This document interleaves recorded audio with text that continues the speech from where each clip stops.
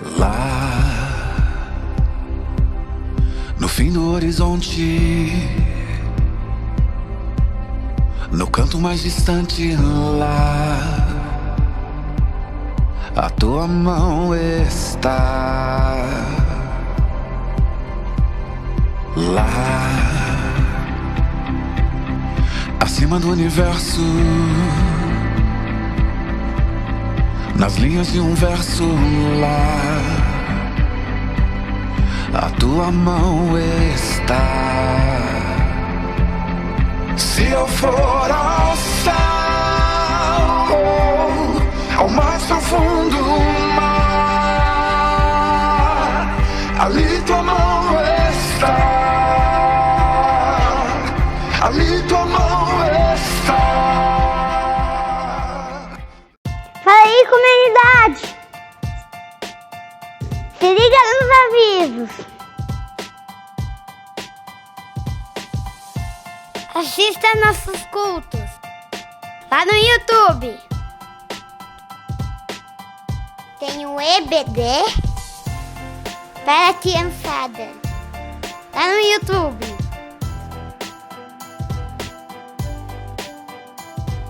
Se você precisa conversar ou precisa de ajuda, tem o WhatsApp Pastoral. Você pode fazer a sua oferta com o Pix montemulher99@gmail.com. Participe na live após o culto.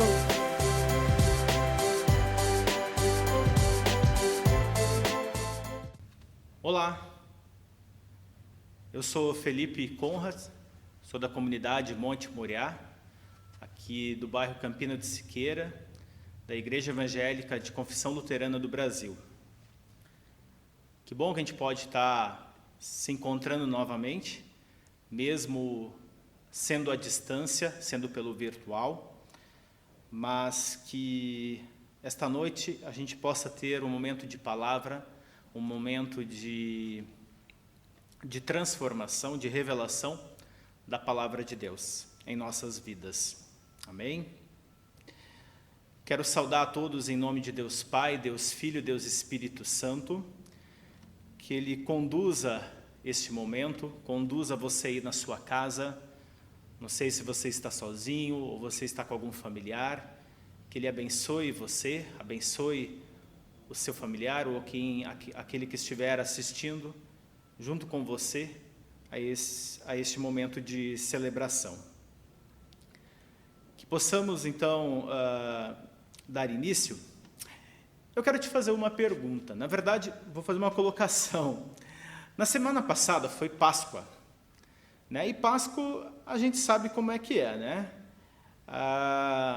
Quem tem filhos, quem tem crianças, há uma expectativa muito grande das crianças pelo bendito chocolate, pelo bendito presente da Páscoa.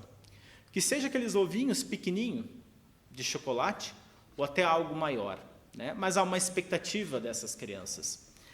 Mas a Páscoa, ela é, sem dúvida nenhuma, um marco para o cristianismo, né? Porque ali a gente pôde ver muito bem isso semana passada, sobre a morte e ressurreição de Cristo, esse chamado ao arrependimento, uma nova vida em Cristo. Uma semana se passou, mas e agora? Como fica? O que vem depois? O que acontece depois? Várias vezes, até mesmo aqui na comunidade, nós já falamos sobre isso, né? Quando a gente sai daquela porta, né, ou quando a gente assiste em casa, por exemplo, uma palavra, e a rotina volta após esse tempo de culto, esse tempo de celebração, de que forma a gente vive? De que forma as coisas acontecem? Que é uma pergunta que, volta e meia, a gente traz à tona aqui na comunidade. Essa vivência de fé, essa vivência espiritual, desde o alimentar e aquilo que se prossegue durante a semana. Mas antes da gente começar a conversar e a tratar sobre alguns assuntos a mais, eu convido a você a ter um momento de louvor, a ter um momento de adoração a este Deus que é tremendo, um Deus justo, um Deus verdadeiro, um Deus presente. Antes, vamos orar. Pai amado, obrigado porque podemos estar na Tua santa presença, que Teu Santo Espírito venha tocar, venha encher o nosso coração. Lembramos que há uma semana atrás comemorávamos ou celebrávamos, Senhor, a Páscoa. Diante da morte, diante da ressurreição de Ti. Que possamos, Senhor, entregar diante de Ti e confessar, Senhor, todos os nossos pecados, todas as nossas iniquidades, Senhor. Perdoa-nos, Senhor, pelos nossos erros. Perdoa, Senhor, pelas nossas omissões. Perdoa-nos quando somos falhos, quando de fato não cumprimos ou não transparecemos aquilo que Tu queres em nós. Encha-nos, Senhor, então, esta noite com a Tua graça. Enche-nos, Senhor, com a melhor, a mais digna expressão de louvor a Ti. E abre o nosso coração, Senhor, abre o nosso entendimento para a Tua palavra, para aquilo que Tu queres dizer a nós e aquilo que Tu queres transformar em nós. É isso que eu lhe peço em Teu santo e poderoso nome. Amém. Que possamos então louvar e adorar ao nosso Deus.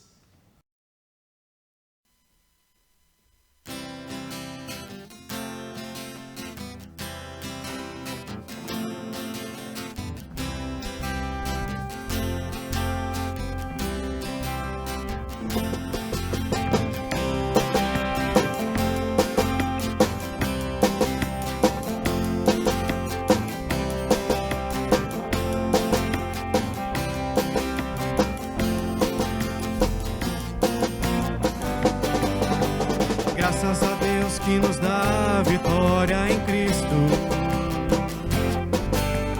Ele restaurou a nossa comunhão com Deus, nosso Pai. Glória seja a Deus, pois Ele é o Rei, antes da criação e para sempre será.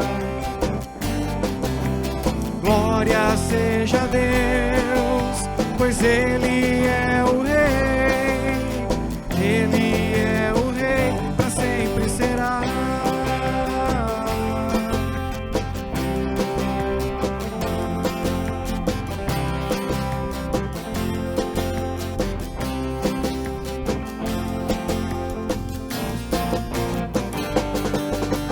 Graças a Deus que nos dá a vitória em Cristo. Ele restaurou a nossa comunhão com Deus, nosso Pai. Glória seja a Deus, pois Ele é o Rei, antes da criação e para sempre será. Glória seja a Deus, pois Ele é o Rei, Ele é o Rei, para sempre será.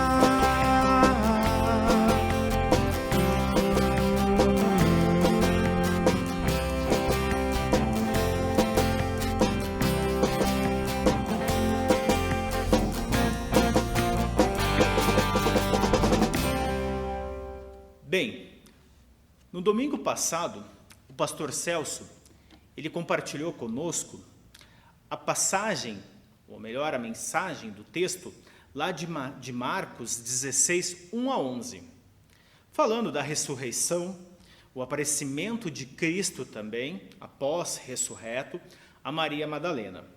Creio que estão lembrados, né?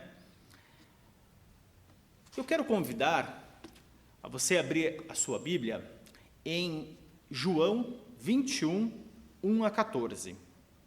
João 21, 1 a 14. que diz assim, eu estou lendo na versão NVI, e o título diz a Jesus e a pesca maravilhosa. Já na versão NTLH, fala de Jesus aparece a 7 discípulos. Então o texto diz, depois disso, Jesus apareceu novamente aos discípulos, à margem do mar de Tiberíades. Foi assim, estavam juntos Simão Pedro, Tomé, chamado Dídimo, Natanael, de Canaã da Galileia, os filhos de Zebedeu, e 2 outros discípulos. Vou pescar, disse-lhe Simão Pedro. E eles disseram, nós vamos com você. Eles foram e entraram no barco, mas naquela noite não pegaram nada. Ao amanhecer, Jesus estava na praia, mas os discípulos não o reconheceram. Ele lhes perguntou, filhos, vocês têm algo para comer? Eles responderam que não. Ele disse, lancem a rede do lado direito do barco, e vocês encontrarão.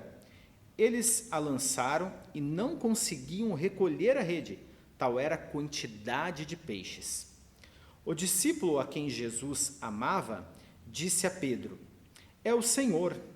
Simão Pedro, ouvindo-o dizer isso, vestiu a capa, pois a havia tirado e lançou-se ao mar. Os outros discípulos vieram no barco, arrastando a rede cheio de peixes, pois estavam apenas a cerca de 90 metros da praia. Quando desembarcaram, viram ali uma fogueira, peixe sobre brasas e um pouco de pão. Disse-lhe Jesus, traga alguns peixes que acabaram de pescar. Simão Pedro entrou no barco e arrastou a rede para a praia. Ela estava cheia, tinha 153 peixes. E aqui fala que os peixes eram de tamanho razoável, tamanho grandes. Embora houvesse tantos peixes, a rede não se rompeu. Jesus lhe disse, venham comer. Nenhum dos discípulos tinha coragem de lhe perguntar, quem és tu? Sabiam que era o Senhor. Jesus aproximou-se, tomou o pão e o deu a eles, fazendo o mesmo com o peixe. Esta foi a 3ª vez que Jesus apareceu aos seus discípulos, depois que ressuscitou dos mortos. Provavelmente você já tenha ouvido essa palavra, e ela é bem continuação do texto, do assunto que foi tratado na semana passada. Mas interessante deste texto é, no primeiro momento, a gente pergunta, agora acabou, a vida voltou ao normal, a vida como era antes. Talvez essa tenha sido a primeira percepção nossa ao ler o início destes versículos, ou até mesmo dos próprios discípulos, após a morte de Cristo. A reação dos discípulos, e com certeza essa reação daqueles 7 que estavam lá em Tiberíades, ela é muito influenciada por um líder, por Pedro. E a gente vai falar bastante deste cara, deste tal de Pedro. Mas a passagem aqui, ela é uma passagem que se cumpre uma profecia. E essa profecia, ela foi transmitida pelo anjo, lá em Marcos, no capítulo 16, do versículo 6 ao 7, que diz assim, não tenham medo, disse ele, vocês estão procurando Jesus, o Nazareno, que foi crucificado. Ele ressuscitou, não está aqui. Vejam o lugar onde haviam posto. Vão e digam aos discípulos dele e a Pedro, ele está indo adiante de vocês para a Galileia. Lá vocês o verão, como ele lhes disse. Interessante, né? O anjo aparece, dá essa instrução, dá esse recado para ser levado aos discípulos, e é dado este recado, mas automaticamente é uma profecia que se cumpre um pouco depois, nesta nova aparição de Cristo, não mais em Jerusalém, mas sim no mar da Galileia. Então Jesus ele aparece anteriormente em Jerusalém, mas agora em Tiberíades. Quando eu falo Tiberíades, podemos entender que é o mar da Galileia, é o mesmo local. E se olharmos no mapa, você pode abrir até seu Google Maps e verificar que de Jerusalém até Tiberíades, o mar da Galileia, dá em torno de 150 quilômetros caminhando. De carro vai dar um pouquinho mais, mas caminhando dá em torno de 150 quilômetros. Isto mais ou menos 30 horas, 35 horas, depende do passo. Mas pensem no que, nesta longa jornada de Jerusalém até Tiberíades, até o mar da Galileia, esses discípulos estavam pensando o que se passava na mente destes durante esse tempo de caminhada, neste retorno à Galileia. A Bíblia, a palavra, ela não diz o que se passa na mente destes discípulos, mas com certeza podemos fazer uma analogia e quem sabe pensar que na cabeça de Pedro e nos demais passava uma retrospectiva do que viveram com o Mestre, do que viveram com Jesus durante esse tempo, desde que foram chamados no início do ministério de Jesus até a morte dele.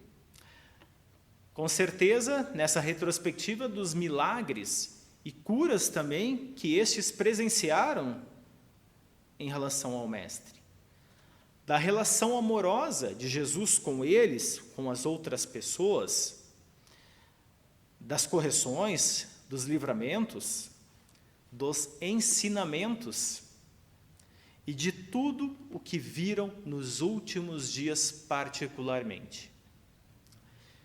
Então nota, esse tempo, essa caminhada, esses 150 quilômetros, estas 30 horas, com certeza a mente provavelmente estaria muito acelerada em relação a tudo isso. Pense em Pedro, por exemplo, após ter negado a Cristo e ao ouvir o galo cantar, quando aquela ficha cai, imagina como estava o seu pensar durante essa caminhada, pensando, eu neguei a Cristo, eu neguei ao meu Mestre. E lá, quando a gente lembra da questão de quando Pedro nega a Cristo, a gente vai lembrar que ele chorou, um choro amargo, um choro de arrependimento. Enfim, podemos resumir então que essa caminhada ela não foi uma caminhada tão tranquila, porque há um abalo psicológico, há algo estremecido, um choque de sentimentos. Até me atrevo a dizer que há uma passividade nítida nesses discípulos, e especialmente a Pedro. Por isto, do querer voltar, do querer retornar, do querer ficar e fazer aquilo que já era de praxe, que eles já realizavam lá no mar da Galileia. Até é engraçado, e um sentido aqui figurado, quando a gente olha no versículo bíblico, aqui no início do versículo 3, que ele diz, vou pescar. Que a primeira palavra, o primeiro diálogo de Pedro que ele fala é, vou pescar. É engraçado porque, lógico, não nessa questão, nesta visão bíblica, mas trazendo para os nossos dias, né? Quando vivemos, às vezes, momentos tensos, às vezes, momentos de estresse, né? Tem essa expressão brasileira, vou pescar, vou dar um tempo, né? Vou fazer algo diferente. Mas aqui, talvez você faça isso, eu não sei. Talvez você se estressa, você está de saco cheio e diz, vou pescar. Mas aqui é diferente. Aqui é diferente. Lembram do chamado dos discípulos lá no início do Evangelho? Lá em Mateus 4, 18 a 20, diz assim, andando à beira do mar da Galileia, Jesus viu 2 irmãos, Simão, chamado Pedro, e seu irmão André. Eles estavam lançando redes ao mar, pois eram pescadores, e disse Jesus, sigam-me, e eu os farei pescadores de homens. No mesmo instante, eles deixaram as suas redes e os seguiram. Olha que interessante. Lá no início do Evangelho, no início do ministério de Jesus, tem palavras muito similares agora ao fim. Mas uma primeira constatação, característica desses discípulos, principalmente de Pedro e de seu irmão, a profissão, a ocupação, é que eles eram pescadores. Qual foi a reação dos discípulos à ordem de Jesus? Lá no início do Evangelho, que eu acabei de ler. Foi espontânea, foi leve, foi uma reação sabendo de algo esperançoso, foi algo desafiador. E a atitude destes foi rápida. Como diz a palavra, foi no mesmo instante. Ou seja, eles decidiram caminhar com ele. Largaram as redes. Por quê? Porque Jesus falou que iria fazer pescadores de homens. Agora, eles estão no mesmo lugar. Só que o cenário mudou. A carga está pesada agora. E uma das perguntas que podemos fazer é por que eles voltaram a pescar. Também não temos uma resposta tão óbvia nas Escrituras porque eles voltaram a pescar. E podemos até relacionar e dizer que vários fatores, como eu falei antes, pode ser o fator do peso psicológico, né, ou toda a situação, ou até mesmo o sentimento de culpa por ter visto Cristo ser pregado na cruz e Cristo morto, pode ter gerado culpa e eles não terem feito algo em relação a isso, ou até mesmo o pescar pode ser por passar o tempo, ou até uma coisa física, por ter fome, um sentimento físico, enfim, não temos uma resposta, mas naquela noite a gente tem uma constatação, que eles pescaram, eles foram ao mar da Galileia pescar e não pegaram nada. Interessante aqui é que se repete o que aconteceu exatamente lá no chamado deles, lá no início do ministério de Cristo, que também trabalharam a noite toda e não pescaram nada. Duas similaridades. O pastor Hernani Dias Lopes cita no seu comentário que naquela noite o mar não estava para peixe. Eles tinham rompido todas as pontes com o passado, e o caminho era dali para frente, e não uma jornada de marcha ré. Ou seja, não podemos voltar o que éramos, depois do que experimentamos, depois daquilo que vivemos com Cristo, nesse relacionamento que os discípulos tiveram com Cristo, e muito particular e muito íntimo, não pode ser dado a marcha ré. A jornada não pode retroceder. E ela deve ser daqui para frente. Daqui para frente. Não estamos imunes, lógico, a problemas, a tempestades, a crises, a perturbações, a situações, a preocupações, até porque a gente está vivendo uma peculiaridade. Estamos vivendo, por exemplo, numa pandemia. Então, estamos sujeitos a isto também. Em nenhum momento, o texto, ou a palavra de Deus, vai dizer que aqueles que são dele são imunes a isso. Mas, pelo contrário, insere nós no meio do caos. Um segundo ponto, Jesus presente, mas não o reconheceram. Jesus, ao amanhecer, ele aparece na praia, na beira da praia, e os discípulos não o reconhecem. Como lá no chamado, lá no início dos evangelhos, os discípulos, quem vai ao encontro, na verdade, não é os discípulos, mas sim Jesus vai ao encontro deles. E ele que provoca, neste caso aqui, e também lá, o diálogo. Por quê? Porque ele conhece o nosso coração, ele conhece o nosso ser, ele sabe quem nós somos. E ele expressa assim: filhos, vocês têm algo para comer? Veja bem, olha como é que ele inicia o diálogo com os discípulos, aqui em João 21.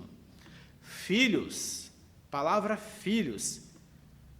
Vejam a intimidade de Cristo, de Jesus, que ele chega a estes homens. E mesmo que estes não o reconheceram na beira da praia. E no chamado dos discípulos, lá no início dos evangelhos, ele não chega como filhos, ele dá uma ordem, ele fala: sigam-me, sigam-me. Agora Cristo troca e fala de filhos, uma expressão amorosa dele para com os seus. E a resposta dos discípulos também é muito objetiva: não temos nada para lhe dar. E fim de papo, ou seja, vai ficar com fome. Mas é interessante que essa negativa, este não apresentado aqui em João, expõe, de certa forma, uma fraqueza de quanto somos dependentes do amor de Cristo, como somos dependentes do Cristo. Sozinhos ou por nossas mãos, por nosso umbigo, não somos nada, não somos capazes de nada, dependemos totalmente dele. Diante da nossa realidade, continua sempre a mesma coisa. Quanto somos, e a nossa realidade, a gente consegue enxergar nós, e muitas vezes a gente sabe que a gente é muito limitado, e a gente olha para Cristo e diz: pô, Cristo, como eu sou dependente de Ti, como em mim mesmo eu não sou nada. E provavelmente você, como eu, já tentou, às vezes, caminhar olhando para si. E cada vez que a gente caminha olhando para si, cada vez mais a gente lembra e vem na nossa mente como nós somos dependentes de Cristo. Isso não foi diferente com os discípulos. E Jesus, neste momento, depois que ele fala aqui, ele dá também uma ordem para esses discípulos. E ele diz assim: lancem a rede do lado direito do barco. Jesus agora sim ele dá uma ordem e não faz mistério. Não faz mistério. Por que ele não faz mistério? Porque ele não está trabalhando em cima do achismo. Ali pode ser que tenha peixe, né? Coloque a tua rede ali, que pode ser que ali você pegue peixe. Não. Quando ele fala que lance a sua rede do lado direito do barco, é porque ele vai prover. E aqui a gente viu que ele realmente trouxe, ou seja, deu a estes discípulos o alimento, o peixe. Né? Então ele realmente é um Deus presente e é um Deus que está no controle. E é interessante também ver que os discípulos em nenhum momento duvidaram desta ordem de Cristo. Eles simplesmente cumpriram. Né? E como lá no chamado, também, né? Eles prosseguem e acatam a ordem de Jesus. E o resultado é grandioso. Ou, na verdade, o resultado ele é pesado. Né? Porque fala que eles tiram do mar 135 peixes. Deixa eu só conferir aqui.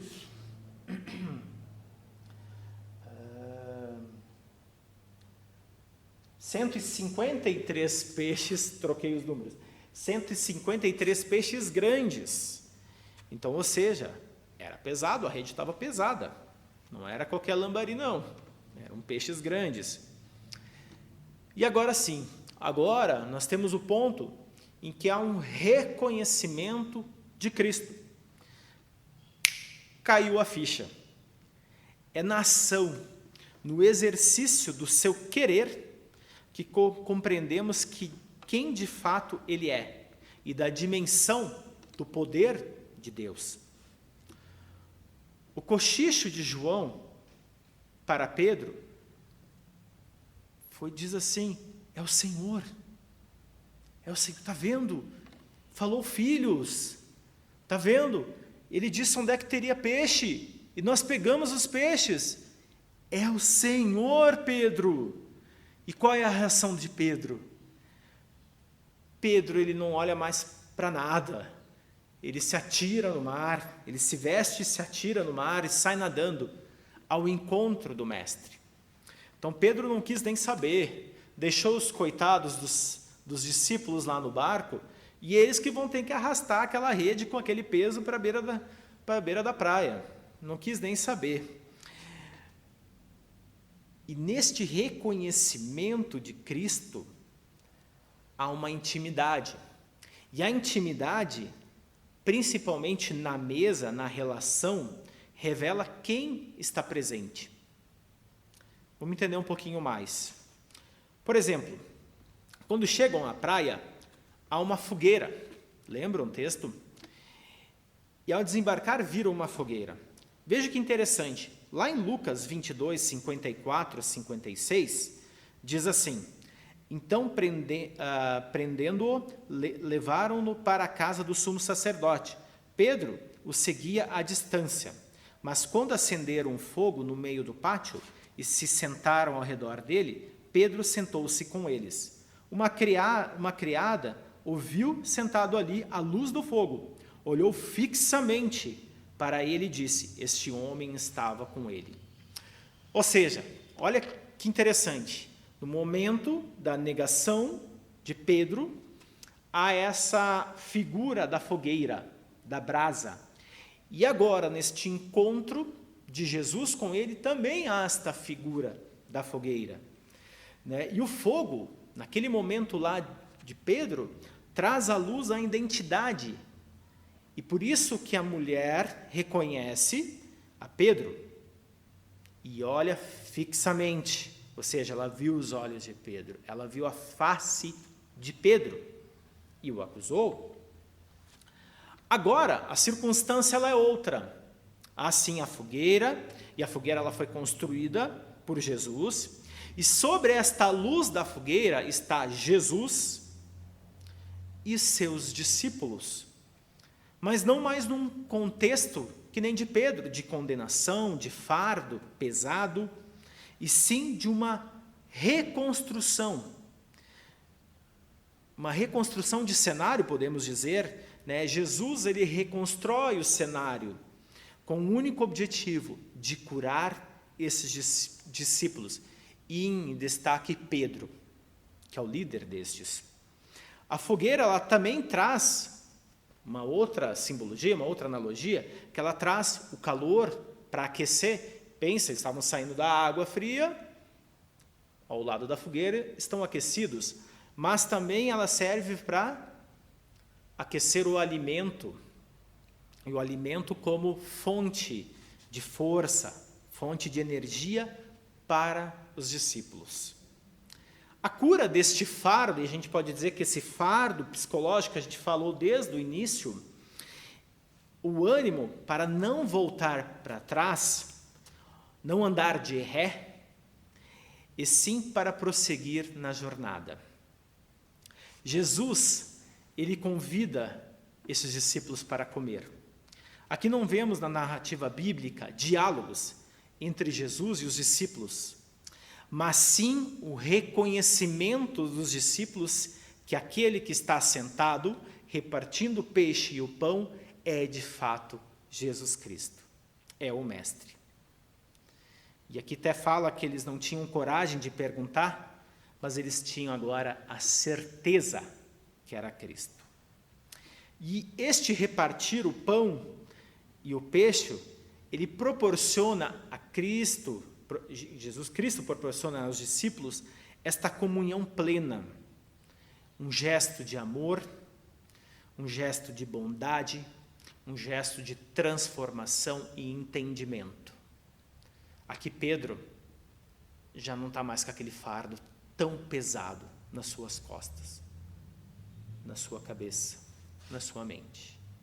Por quê? Porque há um renovo. E depois, se continuarmos os versículos de que lemos, de João 21, vamos ver que há um diálogo mais profundo com Pedro e Jesus, e ali sim a gente vai ver esta transformação. E podemos dizer que num primeiro momento, o Pedro, ele foi chamado de pescador de peixes, para pescador de homens, no início do ministério de Cristo, e agora ele é chamado para pastorear as ovelhas. Ou seja, não dá para dar marcha ré. Há algo a mais, há algo além, há algo que podemos fazer, há algo que somos convocados a fazer. E amigos, volto a perguntar, mas e agora? O que acontece depois? Voltamos à vida como ela é? Tudo igual todos os dias? Eu vou pescar, vou aliviar minha cabeça, vou aliviar pescando tudo aquilo que eu carrego? Não. Somos chamados a viver em Cristo todos os dias, até além daquilo que julgamos estar sob muitas vezes ao nosso controle do que podemos fazer. Vivemos, com certeza, dias difíceis, como nunca antes, pode ser que vivemos até o momento, mas somos confrontados a levar este Cristo, que compartilha do pão, do peixe, que é amoroso, que nos chama de filhos, a levar esse evangelho, que é único, que é a única expressão de amor, que é único e capaz de transformar vidas, que é único, capaz de dar força, de dar horizonte, de poder percorrer e não voltar, ou não estagnar, ou não ficar estagnado. Vivemos tempos difíceis em meio a toda essa pandemia. Pessoas enlutadas, pessoas enfermas, pessoas em situação de risco, pessoas passando fome, pessoas também, por outro lado, que com o que tem se fecham, com o que tem se isolam, com o que tem constrói muros de relacionamentos, mas são muros que servem para aprisionar e que olham somente para si. Que possamos, através dessa reflexão, através dessa palavra, desafiados por Cristo, a compartilhar do pão e do peixe, e a vivermos este amor e transmitirmos esse amor. Amém? Vamos orar? Senhor amado Deus, bondoso, diante do que ouvimos, não temos como te pedir algo, Senhor, sem antes nos render a Ti e te pedir perdão, Senhor, por aquilo que muitas vezes somos, pelas nossas ações, pelos nossos pecados, por aquilo que muitas vezes habita em nós e que quando paramos de ouvir uma palavra ou quando saímos da igreja, parece que somos tão diferentes. Ajuda-nos, Senhor, a construir o Teu caráter em nós. Que possamos, Pai, expressar à nossa família, aos nossos amigos, aquele que está ao nosso lado, enfim, Senhor, aos nossos círculos de convivência, Senhor, o melhor de Ti. A enxergar aquele que está passando por um momento de necessidade e lembrar daqueles que estão acamados, doentes, aqueles que estão clamando por cura, por libertação, por fome, Senhor, que possamos ajudá-los, em nome de Jesus. Pai, transforma o nosso entendimento, transforma o nosso coração, e que possamos não ficar dentro do barco, nem dar marcha ré, nem estar estagnado, Senhor, mas ir avante, ir além, porque tu tens um propósito para cada um. Tu tens algo para cada um. Tu tens uma missão para cada um. Que enxergamos, que vivenciamos isto, e que teu Santo Espírito nos conduz nesta caminhada, nesta jornada. É isso que eu lhe peço, Senhor, em nome santo de Jesus. Amém. Amados, que você tenha uma boa semana, que Deus guie a tua caminhada, os teus dias, guie e abençoe a tua família, os teus próximos, e que Ele transforme o teu pensamento, a tua mente, o teu coração. Em nome de Jesus. Amém. Se liga nos avisos. Assista nossos cultos lá no YouTube. Tem um EBD para a criançada lá no YouTube.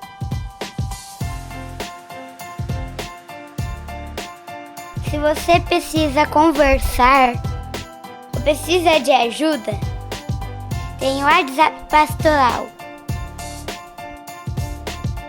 Você pode fazer a tua oferta com o Pix montemulher99@gmail.com. Vai começar a live. O link está na descrição. Participe!